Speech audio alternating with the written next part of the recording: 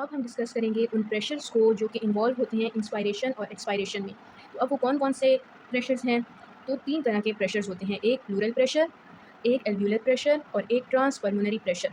अब plural pressure क्या होता है? ये हमारे पास लंग्स हैं। सो ये लंग्स के इर्द-गिर्द हमारे पास एक मेम्ब्रेन होती है, डबल मेम्ब्रेन, जिसको हम प्लूरल मेम्ब्रेन कहते हैं। एक होती है अब प्लूरल मेम्ब्रेन, डबल मेम्ब्रेन है तो इसके 2 पार्ट्स हैं। एक हमारे पास वो लेयर होती है जो लंग्स के बिल्कुल साथ अटैच होगी, ठीक है?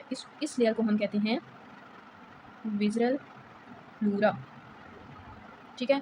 और एक होती है जो रिबकेज की तरफ होगी, तो इसको हम कहेंगे पैराइटल प्लूरा। अब इन 2 लेयर्स के दरमियान जो कैविटी फॉर्म होती है, इसको हम कहते हैं प्लूरल कैविटी। तो जो इस प्लूरल कैविटी के अंदर का प्रेशर होता है, इसको हम प्लूरल प्रेशर कहते हैं। अब इस कैविटी के अंदर हमारे पास फ्लूइड भी होता है, जिसको हम प्लूरल फ्लूइड कहते हैं, ठीक है? तो हम आगे बढ़ते हैं। अब सबसे पहले प्लूरल प्रेशर है, जो कि इफ़ेक्ट करता है इंस्पायरेशन और एक्सपायरेशन को। सेकंड हमारे पास एल्व्यूलर प्रेशर है, यानी कि एल्व्यूलाई के अंदर का प्रेशर। और फिर हम देखते हैं ट्रांसपल्मोनरी प्रेशर क्या होता है। अब प्लूरल प्रेशर क्या है? Pressure in the pleural cavity. ये प्रेशर एक सक्शन प्रेशर होता है, यानी कि ये प्रेशर नेगेटिव होता है।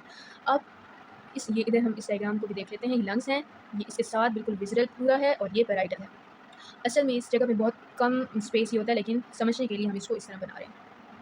अब ये प्रेशर नेगेटिव क्यों होता है? ये प्रेशर नेगेटिव इसलिए होता है क्योंकि सबसे पहले तो लिम्फेटिक्स की वजह से। अब यहाँ से कुछ लिम्फेटिक्स गुजर रही होती हैं प्लूरल कैविटी के अंदर से, जो यहाँ के अगर इधर एक्स्ट्रा फ्लूइड जमा होने लगता है तो वो लिम्फेटिक्स के थ्रू सर्कुलेशन में एंटर हो जाता है। तो इसकी ऐसे ये एक पंप की तरह काम करता है। तो ये जब फ्लूइड को अपनी तरफ खींचता है तो जो पीछे जगह बच गई उसमें वैक्यूम क्रिएट हो जाता है। इस वजह से एक सक्शन प्रेशर क्रिएट हो जाता है जो नेगेटिव होता है, ठीक है? दूसरा है इलास्टिसिटी ऑफ लंग्स और इलास्टिसिटी ऑफ चेस्ट वॉल। अब जो है लंग्स, ये इलास्टिक इन नेचर होते हैं, तो ये मतलब इस तरह ठहरे हैं, तो ये अपनी तरफ जब इसमें से एयर जाएगी तो ये रिकॉइल होने की कोशिश करेंगे, यानी कि वापस छोटा होने की कोशिश करेंगे, ठीक है? ये अंदर की तरफ छोटे होने की कोशिश करेंगे, जबकि चेस्ट कैविटी भी हमारे पास जो चेस्ट वॉल है, सॉरी चेस्ट वॉल, वो भी हमारे पास इलास्टिक है, तो वो बाहर की तरफ एक्सपेंड होने की कोशिश करती है, ठीक है? ये अंदर की तरफ मूव करता है, ये बाहर की तरफ मूव करता है, तो इसके दरमियान में जो कैविटी है उसमें नेगेटिव प्रेशर बिल्ड अप हो जाता है, ठीक है? तो इन 3 चीज़ों की वजह से, लिम्फेटिक्स की वजह से, इलास्टिसिटी ऑफ लंग्स और इलास्टिसिटी ऑफ चेस्ट वॉल की वजह से चेस्ट कैविटी में।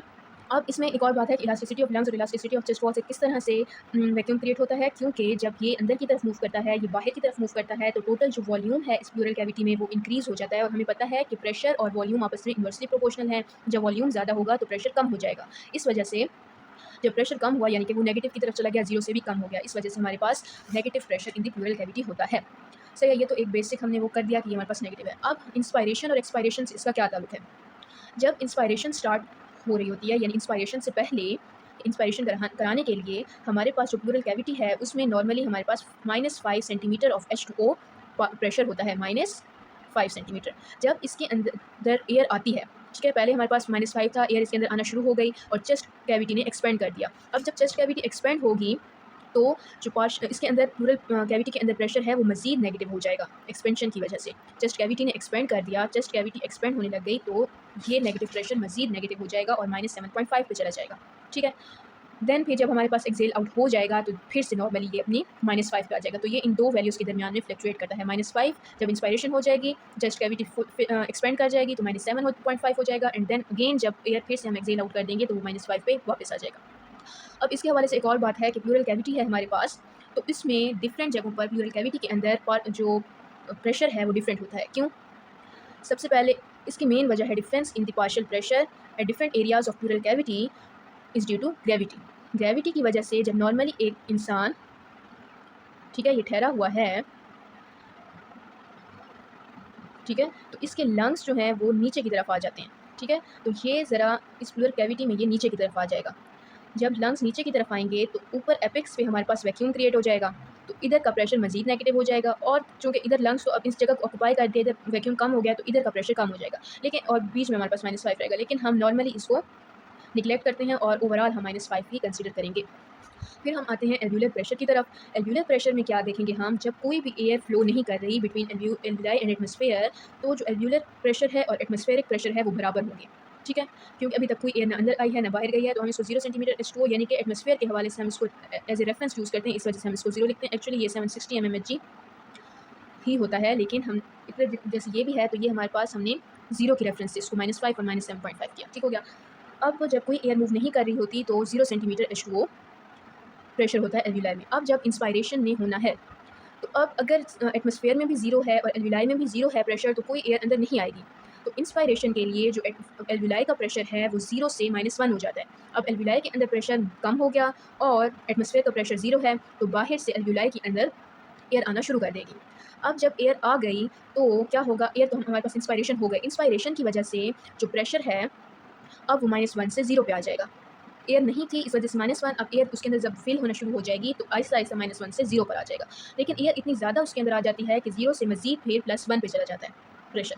जब +1 पे जाएगा, अब एल्वियोलाई के अंदर +1 है, एटमॉस्फेयर का प्रेशर 0 है, तो हमें पता है कि हायर प्रेशर से लोअर प्रेशर की तरफ एयर जाएगी, तो +1 से 0 सेंटीमीटर यानी कि एल्वियोलाई से एक्सहेल आउट हो जाएगी एयर में, एटमॉस्फेयर में एयर एक्सहेल आउट हो जाएगी। फिर हम आते हैं ट्रांसपल्मोनरी प्रेशर। ट्रांसपल्मोनरी प्रेशर क्या होता है? जो transpulmonary pressure is the difference between alveolar pressure and plural pressure, यानी कि जो एल्वियोलाई के अंदर प्रेशर है उसमें से जब हम प्लूरल प्रेशर को माइनस कर दें तो हमारे पास ट्रांसपल्मोनरी प्रेशर आता है। इसकी सिग्निफिकेंस क्या है? एक्चुअली ये वो प्रेशर होता है जो लंग्स को इन्फ्लेट रखता है, उसको कोलैप्स होने से बचाता है, ठीक है? तो जो लंग का हमारे पास रिक्वाइल प्रेशर है ये उसके इक्वल और ऑपोजिट होता है, ठीक है? जो लंग्स को इन्फ्लेट करके रखेगा। ये इसकी सिग्निफिकेंस है, ठीक है? कि जब हमारे पास ज़ाहिर-सी बात है, जब हमारे पास ट्रांसपल्मोनरी प्रेशर ज़्यादा होगा, यानी कि पॉजिटिव होगा, यानी कि एल्वियोलाई का प्रेशर ज़्यादा है, प्लूरल प्रेशर माइनस में होता है वो तो ऐसे भी, तो हमारे पास लंग्स एक्सपैंड करके रहेंगे। अगर ट्रांसपल्मोनरी प्रेशर नेगेटिव हो गया यानी कम हो गया तो लंग्स कोलैप्स कर जाएँगे।